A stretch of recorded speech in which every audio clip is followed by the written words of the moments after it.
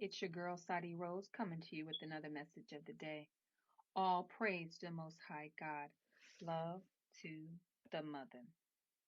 Today's message is I have been called to heal my lineage, and I plan to do just that unapologetically.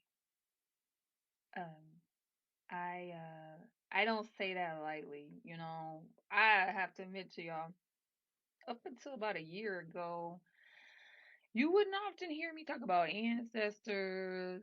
I've done healing work for over 10 years now, healing people. But when it came to like my ancestors and my lineage and healing myself and healing my family, that was not something that you would have heard me discussing.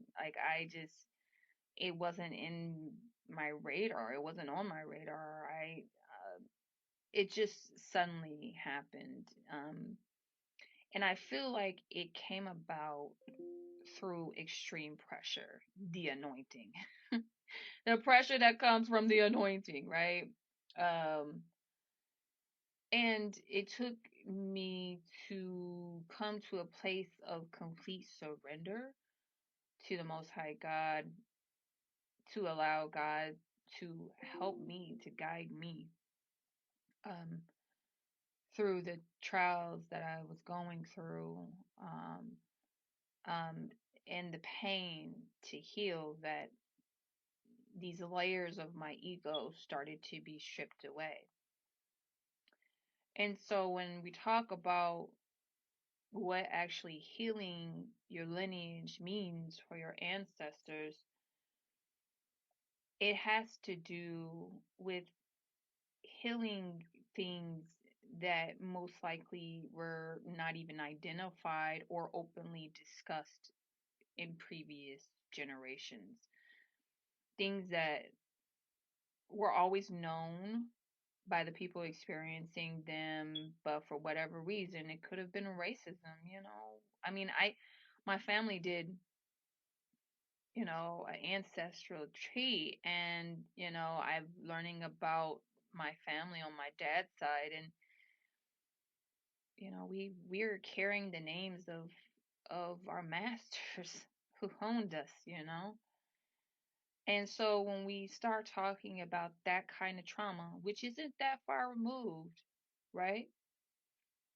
My great grandfather um, was hung, killed. That's not too far. That didn't happen. And it wasn't just like regular violence. It was born out of the South and racism and oppression and atrocities and violence inflicted on people of color and my people, um, African Americans. And all of that's trauma. All of that can cause generational curses or trauma bonds when something extremely traumatic happens and it's not identified, it's not acknowledged, and whoever it's happened to has not healed from it, or there has not been healing or dealing with it to transmute that negativity into positivity, to through the pain, through the acknowledgement of what has happened and the acknowledgement of the wrong or the injustices or just even what it is on its face, where no growth was allowed from it because it wasn't addressed. And so nothing could be changed.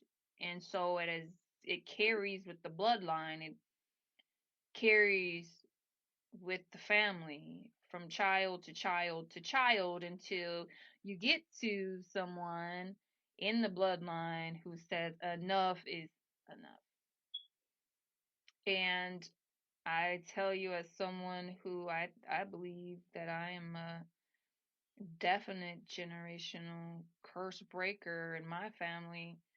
It's very hard when you're the one in your family that decides that something that has plagued the family is enough, and you stand up to decide that you don't want no longer carry it in your family. And healing your lineage requires you to heal yourself first.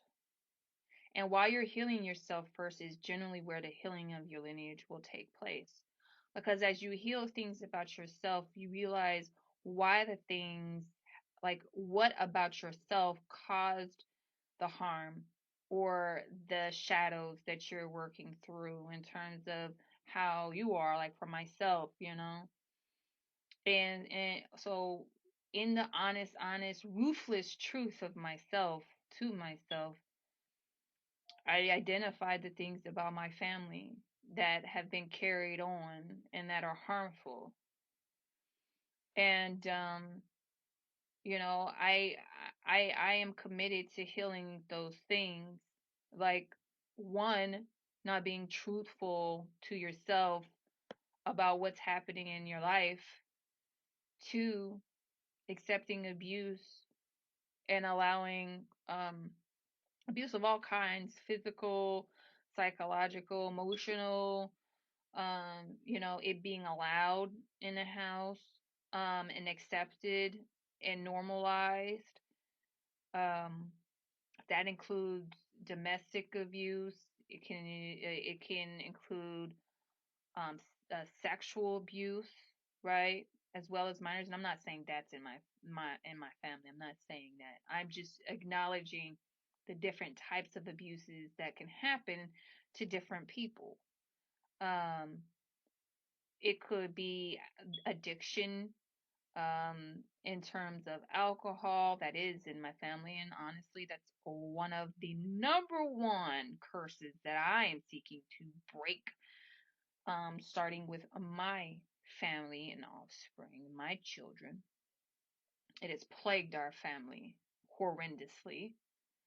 But other types of addiction to harder substances, right?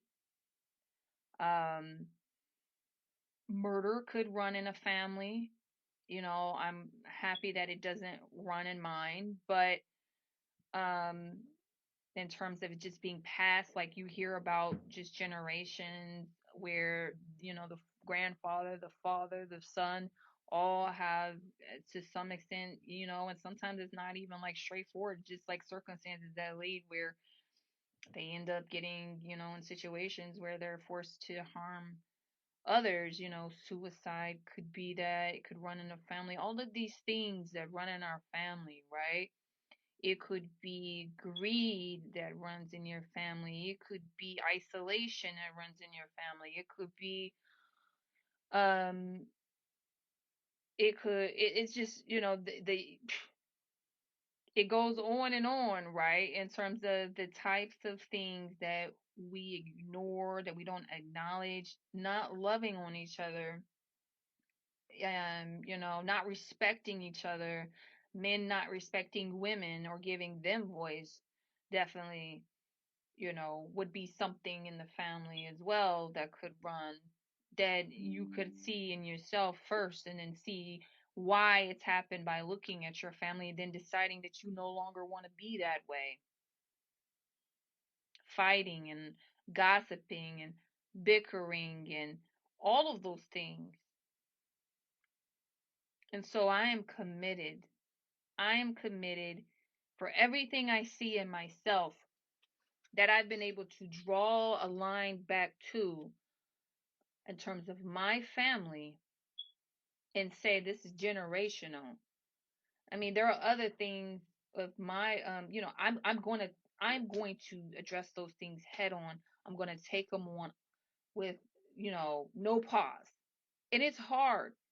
Like another thing that's generational, that's been in my family is, it could be complaining. It could be just hypochondria, just kind of over exaggeration of things. It could be depression. There could be mental illness. Like, there are so many different things that can run in our families that no one really wants to talk about, but we must address. And if you agree to do that, you can really heal to move